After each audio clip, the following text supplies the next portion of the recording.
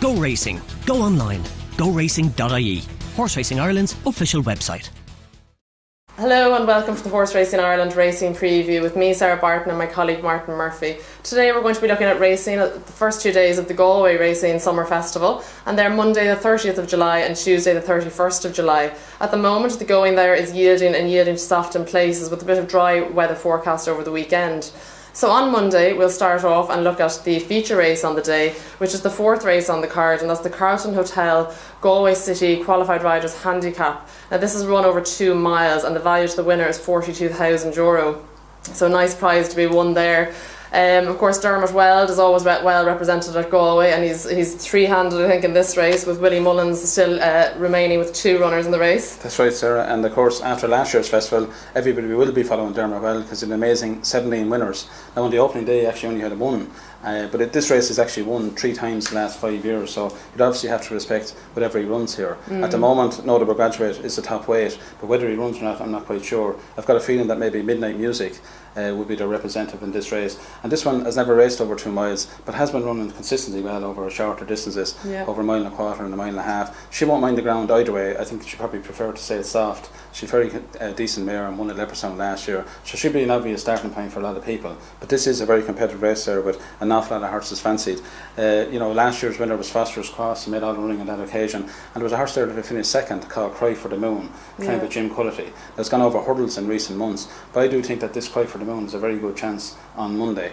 He wouldn't want the ground too soft, but he went on to finish second to Minsk in the Irish Reservage last September. That's all very, very good form, and I think, I'm not quite sure who's going to ride him out in that. Off 11 stone 4 at the moment, he would be my each way selection at this particular point, although we have to stress that we're only looking at the entry stage here. Exactly, so there's 34 still left in it, but that obviously will be reduced with a max field of 20 only running on Monday. Now Willie Mullins also has 2 runners. What would you be your selection from his 2 runners, Ballyhaunis and Earl's Quarter, if one of them goes? Well, I think Ballyhaunis was slightly disappointing last time out at Ferryhouse. Again, probably the soft ground didn't suit him. If it dried out enough for Monday, I suppose you would have to respect him, and obviously with young Patrick on board you have to give him a very good chance. However, down towards the bottom of the weights, Earl's Quarter is one I certainly will keep an eye on. Now again, this one would really need to dry out the ground to go out to at least good, if you could. He won it at the festival last year. He actually won it to Galway meeting in October over hurdles, and the ground was quite lively on that occasion. He has been running quite well of late, and off a nice low weight he would have a good chance. Another one I'd have to mention would be What You Think from the Oliver McKernan yard. This yard has been going really well in recent months, and What You Think won well at Leopardstown last time. At the moment he sneaks in right off the bottom weight here of 10.13, so you'd have to respect that one. He likes to make all the running, and will certainly give the supporters a good run for the money. But there are other horses, as you say, you were talking about a couple of mares there, and they would have chances as well. False Economy is another horse I think from Michael Horgan. He travels terribly well on the bridle, which will seem down the hill you can see him there to 3-4 and pole going very easily. Whether he comes up the hill is another matter. I suppose you could say that about a lot of horses. But as I say, Cry for Moon is the one I would certainly back each way. But there's lots of horses there with chances, and it is a good race there for the likes of an Exacta or a Trifecta bet. And the way the total Galway, there's some great payouts on those type of exotic bets. Big jackpots on Monday and Tuesday, 30,000 guaranteed. Yeah, and there's a pick 6 every day where you have to nominate the first 6 winners. Now of course that's very difficult, but there is a 10,000 pot every day for that. So the total's place I love to play at Galway because it gives some really good dividends to Exactas and Trifectas in particular. Yeah, and of course being a woman I would like to give a mention to the mares in that race. Some very, very classy mares in Lily and Clark going forward, so I'd love to see one of them sneak a win in it. So is there anything else on Monday you'd like to mention? Well, I think there's an interesting race there at 6:40, a 1.5 mile handicap, and I suppose the well followers here will be interested in the Encrypted Message. But this one won only 7 furlongs at Ferryhouse last time, though he had finished second twice over 1.25 miles, so it's interesting he steps up to 1.5 miles now. He'll obviously be one of the major fancies, but there's a horse there of John Ox's called Haypoint, who finished second last time out at Ferryhouse to a horse called Chicago, trained by Aidan O'Brien, who is obviously a very improved horse. This Haypoint would have a good chance, but one I'm looking forward to run at here is Michael Halford's Show Reef. I noticed him Leopardstown there a couple of weeks ago when he finished second over 1.1 miles, and I thought he has to run over a longer distance next time, which he did at Killarney last week when he won over 1.3 miles. So he's stepping up again to 1.4 miles here, and he's one I definitely would recommend supporting. Okay, and that's it on Monday, or? Well, I think, the 2-year-old maiden, Dermot Weld, has won this 20 times, so obviously he's got a very good record, and whatever he runs in this will obviously, be hard to beat. But there was one horse there of Aidan O'Brien's called Line Drummer, I think went into everybody's no-poke last week when he was second to a stable companion at Tipperary last Tuesday. Now, whether he runs or not, I'm not quite sure, but if he does, he certainly would. You'd have to take strong notice of this one. And in the bumper, a horse called Silver Concord, again trained by Weld. He was third first time out at Leopardstown in the very first 4-year bumper of the year to Jet Ski, who went on and won again. Yeah. So I think that's good form, and he'd be one certainly for the short list in the bumper at 7:10.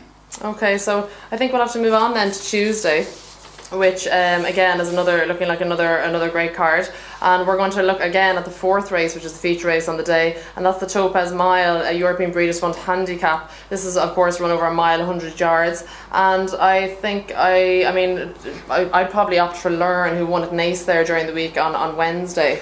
Well, yes, now he's fully entitled to win on Wednesday, or it's service and conditions race. He was very well in, and he justified short price favourites very easily. However, because he won on Wednesday, he now has to carry a £5 penalty, which brings his weight up to well over the 9 stone mark, which isn't easy for a 3-year-old in this Topaz Mile.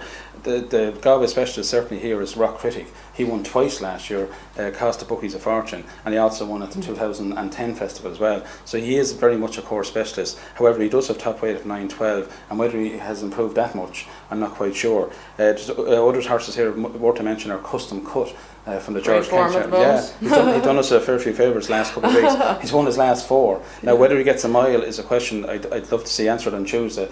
I think he's better over 7 furlongs. He's now gone up to a mark of 105, having started winning his races off 68. So this is a real test for him. I'm not quite sure he's going to be good enough either.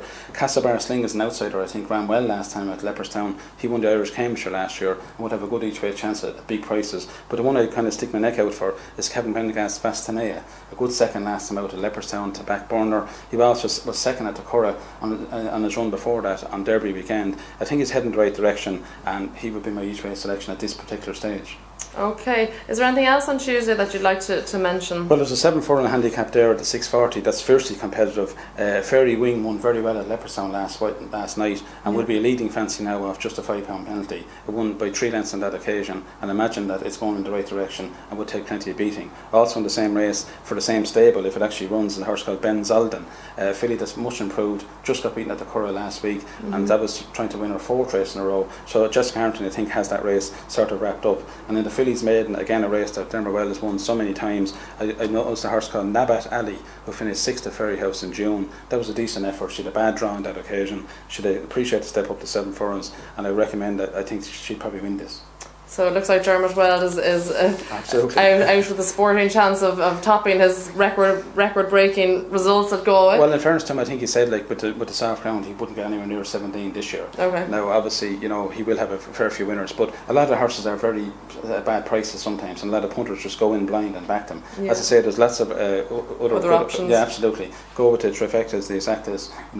There's great jackpots, as you say as well. There's just another horse there in the very first race. Horse called He's Our Man. He's already entered in the Galway hurdle, but he won't get into that race. He's won 2 of his last 3 starts, and I think he should go well for Ross O'Sullivan. Great form at the moment. Absolutely. So it's going to be fantastic racing, of course, at Galway as per usual, and the nightlife isn't too bad either, and the fashion and the music to boot. So enjoy it if you're going down, and next week we'll be looking at the final 2 days of Galway and Cork on Sunday. So enjoy, and thanks for watching. Go racing. Go online. GoRacing.ie.